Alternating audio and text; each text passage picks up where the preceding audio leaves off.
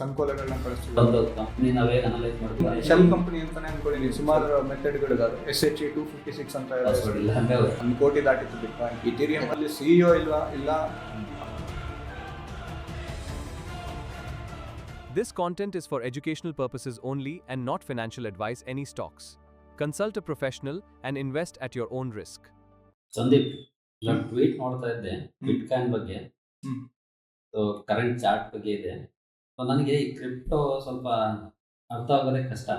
So ನೀವು trading ಎಲ್ಲ ಮಾಡಿದ್ದೀರಲ್ಲ, so ಇದ್ರ ಹಿಂದೆ ಏನಿರುತ್ತೆ, ಇದ್ರ ಬಗ್ಗೆ ಸ್ವಲ್ಪ ಗೊತ್ತಾ, ಹೇಳ್ತೀರಾ? ಮಂಜಣ್ಣ, ಕ್ರಿಪ್ಟೋ ಇದೊಂದು actually simple concept. Crypto currency ಅಂದ್ರೆ it's based on cryptography. Cryptography ಅಂದ್ರೆ ಗೊತ್ತಾ ನಿಮ್ಗೆ ಏನಂತ? ಸೊ ಹಿಂದಿನ ಕಾಲದಲ್ಲಿ ಈ ರಾಜರು ಇನ್ನೊಬ್ಬರು ರಾಜರಿಗೆ ಸಂಕೋಲೆಗಳನ್ನ ಕಳಿಸ್ತಿದ್ರು. ಆ ಸಂಕೋಲೆ ಮಧ್ಯದಲ್ಲಿ ಯಾರು ಅರ್ಥ ಆಗಬಾರ್ದು ಆ ಥರ ಅದನ್ನ ಎನ್ಕೋಡ್ ಮಾಡಿ ಕಳಿಸ್ತಾ ಇದ್ರು.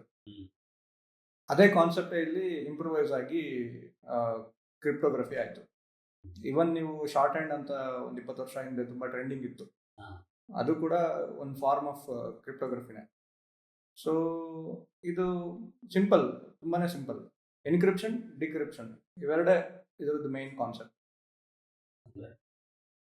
ಅಂದ್ರೆ ಎಕ್ಸಾಂಪಲ್ಗೆ ಬಂದಣ, ಈಗ ನೀವೊಂದು ತುಂಬಾ ಸಿಂಪಲ್ ಎಕ್ಸಾಂಪಲ್ ತಗೋತೀನಿ ನಾನು.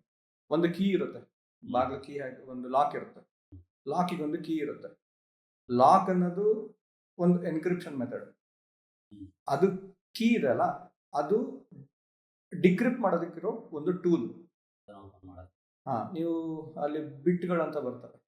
ಯಾವುದೇ ಎನ್ಕ್ರಿಪ್ಷನ್ ಮೆಥಡ್ಗೆ ಹೋದ್ರೆ, ಈಗ ಇಲ್ಲಿ ಸುಮಾರು ಮೆಥಡ್ಗಳಿದಾವೆ. SHE 256 ಅಂತ ಇದೆ, ಸ್ಕ್ರಿಪ್ಟ್ ಎನ್ಕ್ರಿಪ್ಷನ್ ಅಂತ ಇದೆ. ಸೊ ಇದೆಲ್ಲ ಒಂದೊಂದು ಎನ್ಕ್ರಿಪ್ಷನ್ ಮೆಥಡ್. ಈಗ SHE 256 ಅಲ್ಲಿ 256 ಅಂದ್ರೆ ಅದು ಬಿಟ್ ಕೀಸ್ ಅಂತಾರೆ ಅದನ್ನ. ಸೊ ಅದನ್ನ ಅನ್ಲಾಕ್ ಮಾಡೋದಕ್ಕೆ ಅಷ್ಟು ಕೀಸ್ ಯೂಸ್ ಆಗುತ್ತೆ ಅಂತ ಅರ್ಥ. ಎಕ್ಸಾಂಪಲ್ಗೆ ಈ ಕೀಯಲ್ಲಿ ನಾಚಸ್ಗಳಂತ ಇರುತ್ತೆ, ಲೆವೆಲ್ಸ್ ಅಂತ ಇರುತ್ತೆ, ನಾಚಸ್ಗಳಂತ ಇರುತ್ತೆ. ಸೊ ಅದು ಕೂಡ ಒಂದೊಂದು ಬಿಟ್ ತರನೇ. ಈಗ ಈ ನಾಚಸ್ಗಳು 5 ನಾಚಸ್ ಇದೆ ಅಂದ್ರೆ ಅದೊಂದು ಕಮ್ಮಿ ಲೆವೆಲ್ ಎನ್ಕ್ರಿಪ್ಷನ್. ಅದಕ್ಕಿಂತ ಜಾಸ್ತಿ ನಾಚಸ್ಗಳಿದೆ ಅಂದ್ರೆ ಜಾಸ್ತಿ ಗ್ರೇಡ್, ಜಾಸ್ತಿ ಗ್ರೇಡ್ ಅಂದ್ರೆ ಜಾಸ್ತಿ ಕ್ವಾಲಿಟಿ ಕೀ ಅಂತ. ಇದ್ರೊಳಗೂ ಅಷ್ಟೇನೆ ಇದನ್ನ ಯೂಸ್ ಮಾಡ್ತಾರಲ್ವಾ, ಅದನ್ನ ಯೂಸ್ ಕೇಸ್ ಹೇಗೆ ಅಂದ್ರೆ ಮುಂದಣ ಇದು ಎಲ್ಲಿ ಯೂಸ್ ಆಗುತ್ತೆ ಅಂದ್ರೆ, ಈಗ ಒಂದು ಎಕ್ಸಾಂಪಲ್, ಇನ್ನೊಂದು ಎಕ್ಸಾಂಪಲ್ ಕೊಟ್ಟರೆ ಹೇಳ್ತೀನಿ ನಿಮಗೆ. ಈಗ ಒಂದು HDFC ಬ್ಯಾಂಕ್ ಇದೆ. HDFC ಬ್ಯಾಂಕ್ ಅಲ್ಲಿ ಒಂದು 10 ಕೋಟಿ ಕಸ್ಟಮರ್ಸ್ ಇದ್ದಾರೆ ಅಂತ ಅನ್ಕೊಳ್ಳಿ. ಅದೆಷ್ಟಿದೆ ನಂಬರ್ಸ್ ನನಗೆ ಗೊತ್ತಿಲ್ಲ. 10 ಕೋಟಿ ಕಸ್ಟಮರ್ಸ್ ಇದ್ದಾರೆ ಅಂತ ಅನ್ಕೊಳ್ಳಿ.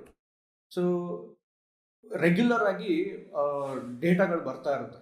ಈ ಟೈಮ್ ಸ್ಟ್ಯಾಂಪ್ ಆಗಲಿ ಅಥವಾ ಅವ್ರ ಟ್ರಾನ್ಸಾಕ್ಷನ್ ಡೀಟೇಲ್ಸ್ಗಳಾಗಲಿ, ಇದನ್ನ ಅವರು ಡಿಸ್ಕಾರ್ಡ್ ಮಾಡೋದಿಲ್ಲ ಬ್ಯಾಂಕ್ ಅವರು.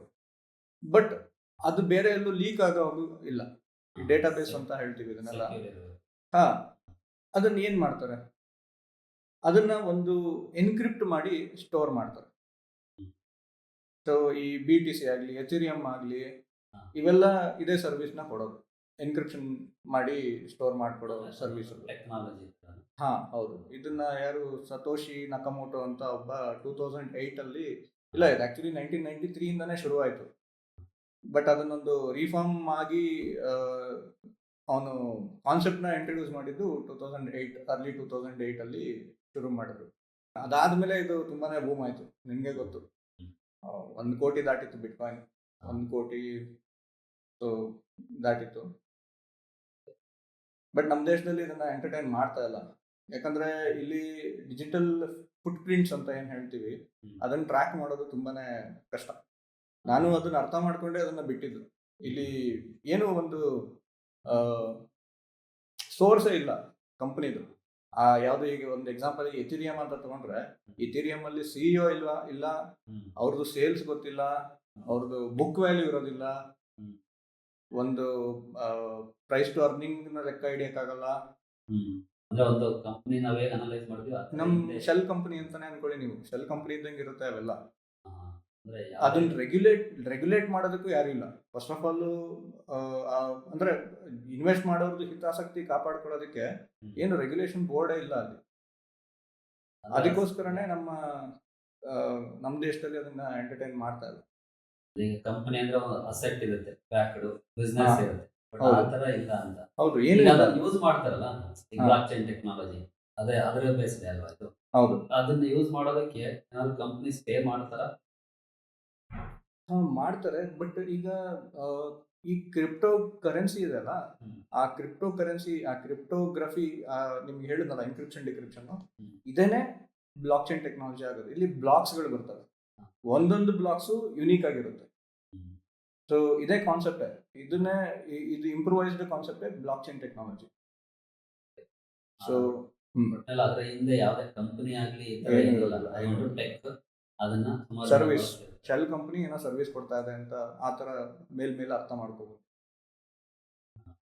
ಬಟ್ ಅದೇ ನೀವು ಇನ್ವೆಸ್ಟ್ ಮಾಡುವಾಗ ಮೈನ್ ನೋಡ್ಬೇಕಾಗಿರೋದೇ ಅದು, ಹಾ. ಸೇಫ್ಟಿ ಇಂಪಾರ್ಟೆಂಟ್ ಅಲ್ಲ. ಈಗ ನೋಡಿ, ಈಗ ಇರಾನ್ ಎಕ್ಸಾಂಪಲ್ ತಗೊಳ್ಳಿ, ಹ್ಮ್. ಇದು ಜಪಾನ್ ಅವರು ಕಂಡುಹಿಡಿದಿದ್ದ ಕಾನ್ಸೆಪ್ಟ್, ಹ್ಮ್. ಬಟ್ ಇದು ಫೇಮಸ್ ಆಗಿದ್ದು ಅಮೆರಿಕಾದಲ್ಲಿ. ಹ್ಮ್. ಈಗಲೂ ಕೂಡ ಹಾ. ಇದೆ. ಈಗಲೂ ಅಷ್ಟೇ, ಇವನ್ ಟ್ರೇಡರ್ಸ್ಗಳಿಗೆಲ್ಲ ಫೇವ್ರೇಟ್ ಇರೋದೇ ಬಿಟ್ಕಾಯಿನ್. ಹ್ಮ್. ಆಲ್ಮೋಸ್ಟ್ 4x ಬಿಟ್ಕಾಯಿನ್, ಅಲ್ಲೇ ಹೋಗೋದೆಲ್ಲರೂ. ಹ್ಮ್. ಆ್ಯಂಡ್ ಅಮೆರಿಕಾದಲ್ಲಿ ಫೇಮಸ್ ಆಗೋದೇನೋ ಆಯಿತು, ಅದನ್ನ ಅವ್ರಿಗೆ ಕಂಟ್ರೋಲ್ ಮಾಡೋಕ್ಕೆ ಆಗ್ತಾ ಇಲ್ಲ ಹ್ಮ್. ಬಿಟ್ಕಾಯಿನ್ನ. ಎಕ್ಸಾಂಪಲ್ಗೆ ಈಗ ಮೊನ್ನೆ ಇರಾನ್ ವಾರ್ ಆಯ್ತಲ್ಲ, ಹ್ಮ್. ಆ ವಾರಲ್ಲೂ ಅಷ್ಟೇ ಹಾ, ಸುಮಾರು ಕಡೆ ಸ್ಯಾಂಕ್ಷನ್ ಏನೋ use ಹಾಕೋದು. ಮಾಡ್ತಿದ್ದಾರೆ ಅಂತ. ಹೌದು, ಈಗ ರಷ್ಯಾದಲ್ಲೂ ಅಷ್ಟೇ, ರಷ್ಯಾಗೆ ಸ್ಯಾಂಕ್ಷನ್, ಎಷ್ಟು ಸ್ಯಾಂಕ್ಷನ್ಗಳು ಬಿದ್ದಿದ್ದಾವೆ ನಿಮಗೆ ಗೊತ್ತಿರೋಂಗೇನೆ. ಬಟ್ ಯಾರು ತಲೆನೇ ಕೆಡಿಸ್ಕೊತಾ ಇಲ್ಲ ರಷ್ಯಾದಲ್ಲಿ, ಪುಟಿನ್ ತಲೆನೇ ಕೆಡಿಸ್ಕೊತಾ ಇಲ್ಲ. ಯಾಕೆ? ಬಿಟ್ಕಾಯಿನಲ್ಲಿ ಟ್ರೇಡ್ ಮಾಡ್ತಾ ಇದ್ದಾರೆ.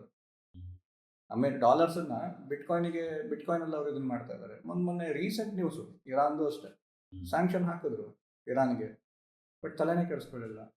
ರಿಪೋರ್ಟ್ ಬಂತಲ್ಲ, ನೋಡಿದ್ರಲ್ಲ ನೀವು ಕವರ್ ಮಾಡಿದ್ದೀರಾ ವಿಡಿಯೋದಲ್ಲಿ. ಹಾ. ಸೊ ಬಿಟ್ಕಾಯಿನ್ ಮುಖಾಂತರ ಅವರು ಟ್ರಾನ್ಸಾಕ್ಷನ್ಸ್ ಮಾಡ್ತಾ ಇದ್ದಾರೆ. ಸೊ ಗೌರ್ಮೆಂಟ್, ಎನಿ ಗೌರ್ಮೆಂಟಿಗೆ ರೆಗ್ಯುಲೇಟರಿ ಇಲ್ಲ ಅಂದರೆ ಅದನ್ನ ಟ್ರ್ಯಾಕ್ ಮಾಡೋದು ತುಂಬಾನೇ ಕಷ್ಟ. ಮತ್ತೆ ಫುಟ್ ಪ್ರಿಂಟ್ಸ್ ಸಿಗಲ್ವಲ್ಲ.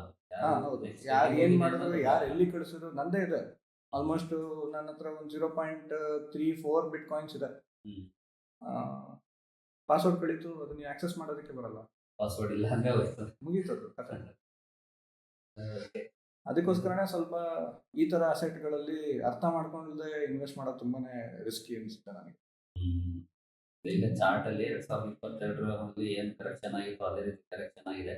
ಮತ್ತೆ ಅಲ್ಲಿಂದ ಬೌನ್ಸ್ ಮಾಡಿದೆ. ಅವಾಗ ಆ ತರ ಮಾಡುತ್ತಾ ಅಂತ ಯಾರೋ ಒಂದು ಟ್ವೀಟ್ ಮಾಡಿದ್ದಾರೆ, ಅದನ್ನ ನೋಡ್ತಾ ಇದ್ದೀವಿ. ಬಟ್ ಮಾಡುತ್ತೋ ಬಿಡುತ್ತೋ, ಸಾವಿರಾರು ಇನ್ವೆಸ್ಟ್ಮೆಂಟಿಗೆ ಸಾವಿರಾರು ದಾರಿ ಇದಾವೆ. ಟೆಕ್ನಿಕಲಿ ಹಂಗಿದೆ.